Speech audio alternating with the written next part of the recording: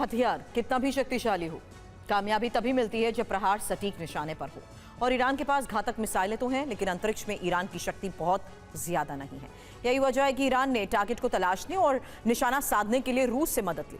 America को झुकाने के लिए पुतिन ईरान की खूब मदद भी कर रहे हैं और दावा यह किया जा रहा है कि रूसी सैटेलाइट्स की मदद से ही ईरान सटीक प्रहार कर रहा है, अमेरिकी बेस को नुकसान पहुंचा रहा है। अब तक अमेरिका के 13 बेस पर ईरान सटीक हमले कर चुका है। अब रूस ने ईरान को ड्रोन की नई खेप भी देने का फैसला किया है। रिपोर्ट में दावा है कि ईरान की कामयाबी का राज रूस से मिल रही मदद है। रूस अपने जासूसी सैटेलाइट से ईरान की मदद कर रहा है। ईरान को दुश्मन के हर ठिकाने की सटीक जानकारी मिल रही है। अमेरिका के 13 बेस को ईरान नुकसान पहुंचा चुका है।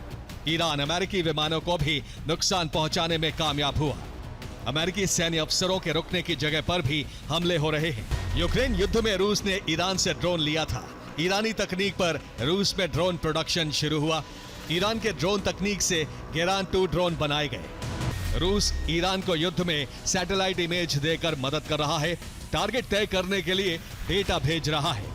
दुश्मन से जुड़ी खुफिया जानकारी भेज रहा है। ईरान अमेरिका को बड़ा नुकसान पहुंचाने का दावा कर रहा है और दावा है कि चाबहार पोर्ट के करीब ईरान ने अमेरिकी F-18 सुपर हॉर्नेट विमान को गिरा दिया। ईरान ने एयर डिफेंस से जेट पर हमला किया। F-18 सुपर हॉर्नेट विमान की कीमत करीब 600 करोड़ रुपए है।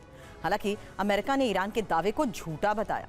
ईरान का दावा यह भी है कि भूमध्य सागर में USS अब्राहम लिंकन पर भी क्रूज मिसाइल से हमले किए गए। अमेरिकी एयरक्राफ्ट कैरियर अब्राहम लिंकन पर कई हमले किए गए हैं। मिसाइल हमलों की वजह से एयरक्राफ्ट कैरियर के पास कई धमाके हुए और ईरान का दावा यह भी है कि अमेरिका ने अब अब्राहम लिंकन को पीछे हटा दिया है। ईरान ने USS अब्राहम लिंकन पर कादर नाम की एंटीशिप क्रूज मिसाइल से हमला किया। कादर मिसाइल 300 किलोमीटर दूर तक हमला करने में सक्षम है। ये मिसाइल लहरों के ठीक ऊपर बेहद कम ऊंचाई पर उड़ान भरती है और कम ऊंचाई पर उड़ने की वजह से इसे रडार पकड़ नहीं पाते हैं।